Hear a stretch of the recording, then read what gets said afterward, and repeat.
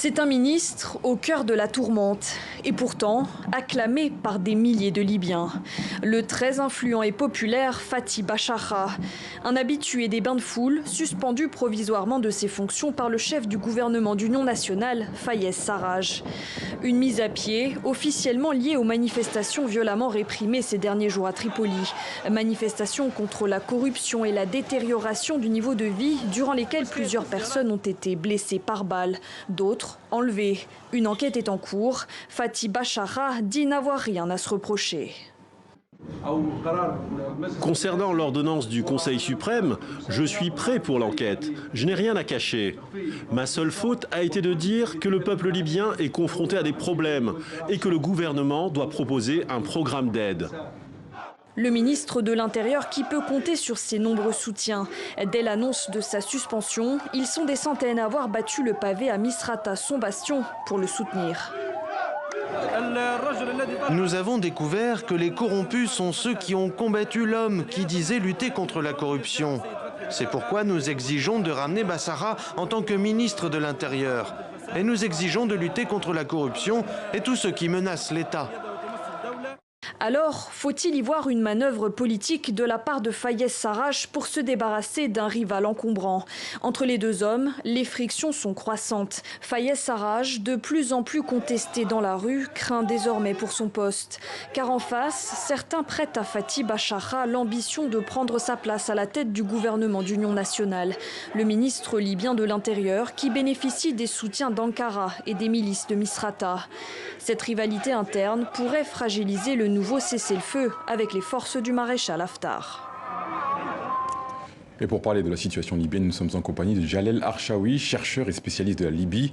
Bonsoir Jalel, et quelle est l'ampleur de la grogne sociale à Tripoli qui a donné lieu à des manifestations cette semaine?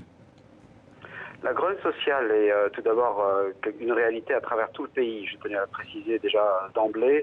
À Tripoli, elle est tout à fait authentique. Elle correspond justement, par exemple, au mécontentement très compréhensible, le fait d'avoir des pannes d'électricité très fréquentes en plein été et en plein Covid. C'est vraiment les conditions de vie qui sont en cause. Le mot corruption revient en effet, mais les griefs les plus fréquents, les plus présents sont vraiment liés à des choses très pragmatiques de la vie de tous les jours. Que pouvez-vous nous dire sur la personnalité du ministre de l'Intérieur, Fathi Bashagha, tout juste suspendu par le gouvernement d'union nationale de Fayez Sarraj?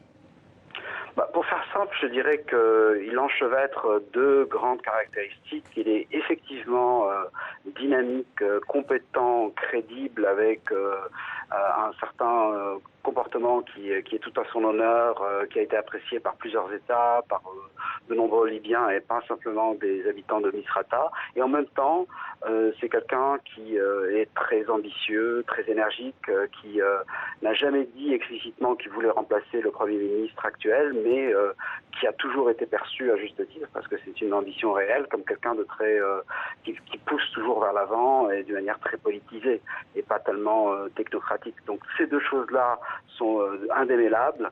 Et c'est ce qui a fini par poser problème, puisque l'ambition politique a prévalu sur l'argument de la technicité, de la compétence, de la capacité à mener des projets à bien et ainsi de suite. Dernière question, il y a un peu plus d'une semaine, un cessez-le-feu a été annoncé par le camp de Fayez Sarraj et celui de Khalifa Haftar.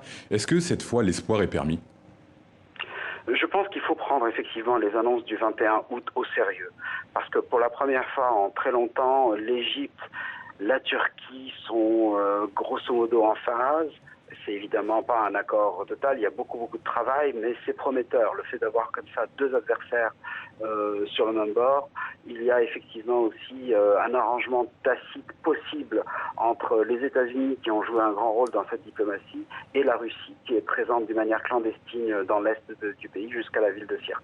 Donc tout cela fait qu'on est obligé, je suis sûr que c'est effectivement le cas dans l'esprit de certains Libyens, dont le Premier ministre Fayez Sarraj. Beaucoup de gens sont tenus de prendre cet accord au sérieux, même s'il est encore à ses débuts. Il y a des choses prometteuses et c'est pour ça que certains acteurs vont pousser pour essayer de le faire fonctionner, même si effectivement c'est très difficile. Merci beaucoup.